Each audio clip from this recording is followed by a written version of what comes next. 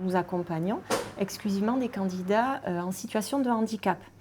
C'est une boîte d'intérim un peu particulière. On n'en compte que 30 dans toute la France, les EATT, entreprises adaptées de travail temporaire. Qu'ils aient un environnement de travail qui puisse tenir le poste chez vous. Créée en 2021, l'agence FMS2I facilite l'emploi des travailleurs handicapés et accompagne le recrutement des entreprises. 14 heures chez vous, parfait. On va faire sur tous les métiers tertiaires, du qualifié au non qualifié, sur tous les métiers du transport en commun notamment. Notre travail à nous, ça va être de faire le maximum pour que nos candidats accèdent à un emploi. Donc même si ce candidat n'a pas les compétences attendues par l'entreprise pour pouvoir tenir le poste en entreprise, on va être là, nous, FMS2I, pour lui apporter ces compétences-là, donc par de la formation. Grâce à cette agence, 200 salariés ont déjà retrouvé un emploi. Johan est l'un d'entre eux. À 36 ans, il est tourneur chez un sous-traitant de pièces aéronautiques. J'ai commencé en mars et avant j'ai été donc de formation charpentier-couvreur. Et très jeune, après je suis parti à l'armée pendant quelques années.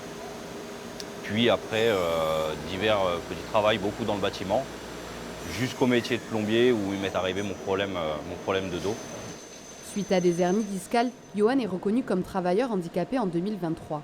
Après des années d'errance professionnelle, il vient d'être embauché en CDI. Ici, son poste est adapté et son quotidien transformé. En arrivant dans une entreprise, c'est toujours compliqué quand on recommence tout à zéro. Nouveaux collègues, nouveaux métiers. On n'a pas à rougir ou à mentir de notre situation et c'est beaucoup plus simple. J'ai eu cette chance-là d'être formé, et je continue à être formé en interne. Je suis vraiment bien et je suis content de bosser ici, quoi.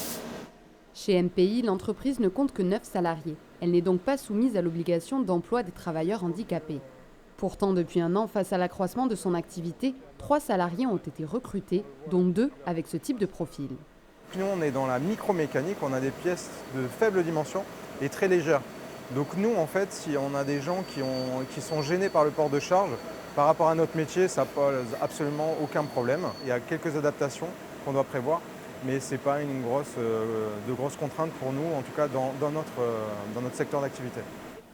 Pour chaque salarié embauché, les entreprises bénéficient d'aides financières de l'AGEFIP et de l'État, un coup de pouce pour un monde du travail plus inclusif.